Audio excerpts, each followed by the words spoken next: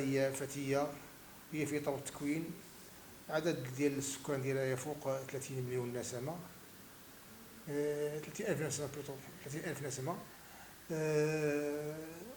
تعتمد على الموارد ديالها، ما هو سياحي وما هي خدمات قارية محلية وعقارية. تعرفوا بأن قلت هي جماعة سياحية، ومن أجل الحفاظ على هذا الطابع وعلى هذه الصورة السياحية خصها ديما تكون اجور، تكون على بشكل يومي باش توجد الموسم الصيف قبل من 5 اشهر. وحنا كنستعدوا باش يكون الشاطئ ديال السرحه اللي هو شاطئ ممتاز، باش نوجدوه. كاين بعض الاشياء اللي اعطاها لنا الله سبحانه وتعالى كالماء وكالهواء وكجوده الرمال، هذو اشياء طبيعيه حبنا الله بها.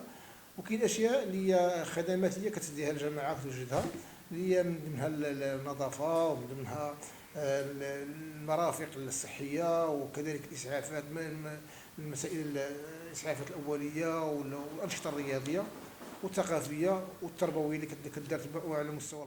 فيما يخص ديال انا وجدت لهم، انا بحر جميل نظيف نقي بخدمات رائعه ومطوره. كاين المراحل تقريبا في المساله الحاصله على اللواء الازرق، كاين مراحل كافيه، واضافه الى المسائل الترفيهيه بعلاقه بشراكه مع بعض الجمعيات اللي هي فاعله، كمثلا جمعيه المحبه اللي عندها مساله التنشيط الثقافي والرياضي، التنشيط الثقافي. وكاين جمعيه ديال نادي الامل مع التنشيط الرياضي، وكذلك جمعيه الاسعاف والانقاذ للمسائل الصحيه والاسعافات الاوليه والتطهير والمحافظه على الشاطئ.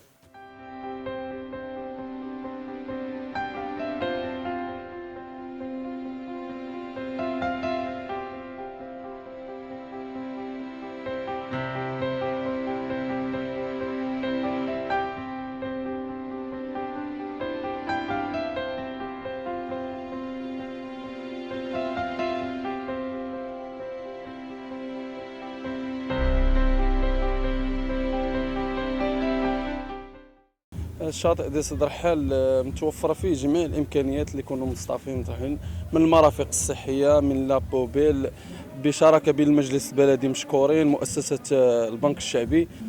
سد الرحال هو واحد الساحل اللي كيمتد على الطول ديالو 12 كيلومتر، فيه جميع الوسائل اللي يكونوا الناس مستضافين مرتاحين. المجلس البلدي وجمعيه المجتمع المدني، الوقايه المدنيه، الدرك الملكي، كل شيء متوفر الحمد لله.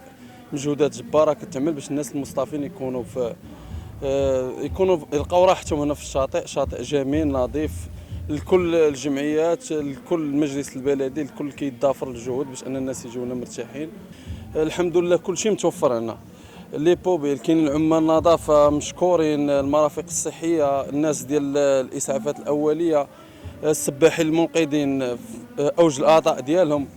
يعني اي حاجه اللي غيبغيها المصطاف راه موجوده في سد الرحال. مرحبا بجميع الزوار. كنجي من مدينه سطات، كنجي انا والصديق ديالي هنا كل عام، كتعجبنا هذه البلاصه، كل عام كنجيو لها. زوينه منظمه، داكشي نقي، كاين تدلوح الزبل ديالك، كلشي زوين. كاين تغييرات هذا العام، كلشي نقي، ما كاين حتى حاجه لا قنينات في الارض لا والو، كلشي زوين، كلشي نقي، كلشي منظم هنا. الحمد لله كما تنشوفوا في هذا الصيف 2023 الامور يعني تمشي على احسن ما يرام.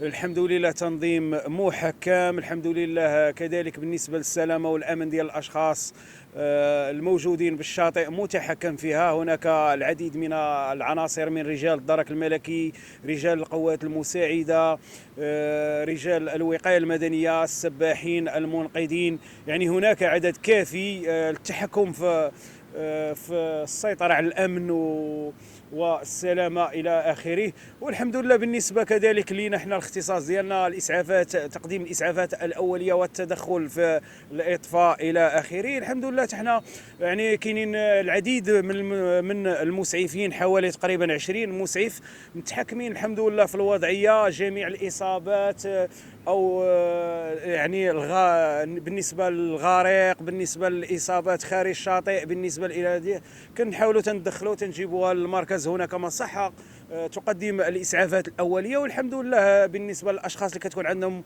واحد الاصابات طاففه كتقدم لهم الاسعافات الاوليه وتا يمشي بحاله. وبالنسبه للاشخاص اللي كتكون عندهم واحد الاصابات كتطلب التدخل ديال سياره الاسعاف، عندنا سيارات الاسعاف موجوده. كنشوف الحمد لله العديد من الاعضاء تيحاولوا كيراقبونا في الصباح، في المساء، يعني في 8 ليلا الى اخره.